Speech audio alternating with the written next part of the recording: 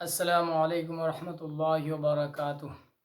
میرے محترم بھائیوں، اللہ تبارک تعالیٰ کا بے حد احسان اور کرم ہوا کہ اللہ تعالیٰ ہمیں دین کی بات کرنے کی توفیق عطا فرمائیں۔ دیکھیے میرے محترم بھائیوں، سب سے بڑا اگر کوئی محتاج ہے تو کہنے والا محتاج ہے۔ ہماری زبان سے جو باتیں نکلتی ہے، سب سے پہلے اللہ کے یہاں جو پکڑ ہوگی، سب سے پہلے ہماری پکڑ ہوگی۔ ہم جو بات کرتے ہیں، سب سے پہلے اللہ تعالیٰ مجھے پوچھیں گے، اللہ تعالیٰ قیامت کے دن سوال کریں گے کہ آپ کا کیا مقصد تھا۔ ہم جو دنیا والے کو ہم نصیحت کرتے ہیں، اس نصیحت سے پہلے ہم خود نصیحت یافتہ ہے کہ نہیں، تو اللہ تعالیٰ ہم سے سوال کریں گے۔ بھائی سب سے زیادہ ڈر ہے اور خوف ہے مجھے ہے کہ مجھے اللہ کے یہاں جواب دینا ہے۔ تو میرے محترم بھائیو، چند بات اگر میرے اندر میں ہے، میرے دل میں ہے، تو انشاءاللہ اس کو ہم کو ظاہر کرنا ہے اللہ کی ذات کے لیے، نہ کہ کسی انسان کے لیے۔ ہمیں کسی انسان سے کوئی لینا دینا نہیں ہے، جو بھی لینا دینا ہے اللہ سے ہے، کیونکہ اللہ تعالیٰ ہم سے حساب لیں گے، نہ کہ کوئی انسان ہم سے حساب لے گا۔ تو اسی لیے ہم جو آج چند بات آپ لوگوں تک پہنچاتے ہیں، تو اللہ تعالیٰ ہم سے اس کا حساب لے گا کہ نیت میں آپ کا کیا ہے۔ اگر نیت میں اللہ ہے کہ اللہ ہم سے راضی ہو جائے، تو انشاءاللہ میری نصیحت کرنا ایک مجھے بھی فائدہ ہوگا اور انشاءاللہ لوگوں کو بھی فائدہ ہوگا۔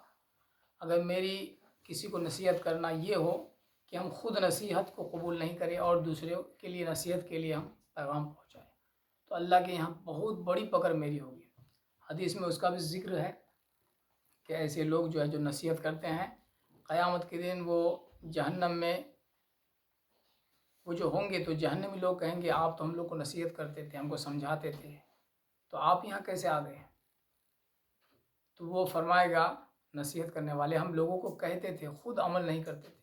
تو اسی لیے میرے محترم بھائیو، ہم کو سب سے زیادہ گھبراہٹ اور ڈر ہے کہ ہم جو نصیحت کرتے ہیں تو اس کو سب سے پہلے مجھے قبول کرنا ہے۔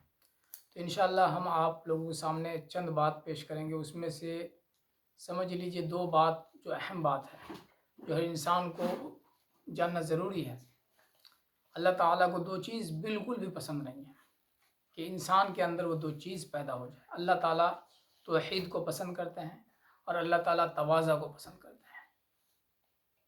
جب انسان کے اندر توحید نہیں ہوگا تو شرک ہوگا، جب توحید نہیں ہوگا تو شرک ہوگا، جب انسان کے اندر تواضع نہیں ہوگا تو تکبر ہوگا۔ آج ہمارے معاشرے کے اندر کیا ہے کہ ہم لوگ دین اسلام کو معمولی سمجھ لیے ہیں،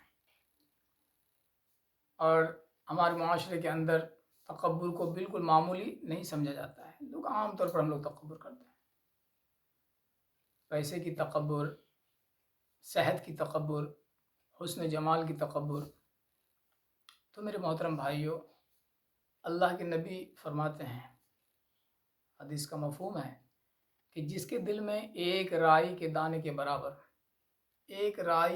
کے برابر تکبر آ گیا، وہ انسان جنت تو دور کی چیز ہے، جنت کی خوشبو بھی نہیں پائے گا۔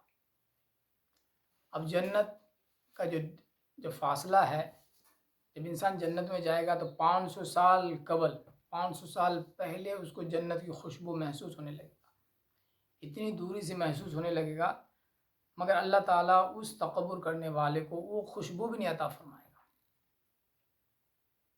اب بتائیے میرے محترم بھائی، تکبر کتنی بڑی وبا ہے، کتنی بڑی بیماری ہے۔ اسی لیے ہر انسان کی ذمہ ہے کہ اپنے اندر سے تکبر نکالیں کہ میں کچھ بھی نہیں ہوں، میں ایک اللہ تعالیٰ ہر انسان کو جو پیدا کیا ہے وہ گندا پانی سے، نطفہ سے۔ تو میرے محترم بھائیو، اس پانی سے ہم کو پیدا کیا ہے، ہمارا کوئی حیثیت اوقات نہیں ہے، بس اللہ تعالیٰ نے جس کو جتنا نوازا ہے۔ اللہ کے یہاں عزت والا وہ انسان ہے جو سب سے بڑا تقوی والا ہے، پرہیزگار ہے۔ تو اس لیے میرے محترم بھائیو، ہم کو اپنے آپ کو تکبر سے نکالنا ہے، کیونکہ اللہ کے نبی اس کے بارے میں فرما دیا ہے۔ اور میرے محترم بھائیو، تکبر کیا چیز ہے؟ کسی انسان کو حقیر سمجھنا۔ تو صحابہ نے کہا یا رسول اللہ، ہم لوگ اچھے کپڑے پہنتے ہیں، اچھے جوتے پہنتے ہیں، کیا یہ تکبر میں شامل نہیں ہوگا؟ تو اللہ کے نبی فرمایا کہ آپ کا رب کیا ہے؟ جمال والا ہے، آپ کا رب خوبصورت ہے، اور اللہ تعالیٰ خوبصورتی کو پسند کرتا ہے۔ تکبر یہ نہیں کہ اچھے کپڑا پہنا جائے، یہ تکبر ہو گیا، نہیں۔ تکبر یہ ہے کہ آپ کے سامنے حق بات کھل جائے اور اب اس کی آپ مخالفت کریں، اس بات کو ایکسیپٹ نہیں کریں، تکبر یہ ہے۔ تو میرے محترم بھائیو، تکبر سے اپنے آپ کو نکالیں۔ جب آپ کے سامنے صحیح بات کھل جائے تو انشاءاللہ اس کو آپ قبول کریں، اور کسی کو حقیر نہ سمجھیں۔ کوئی انسان اگر کمزور ہے، لاچار ہے، اس کو دیکھ کے حقیر نہ سمجھیں۔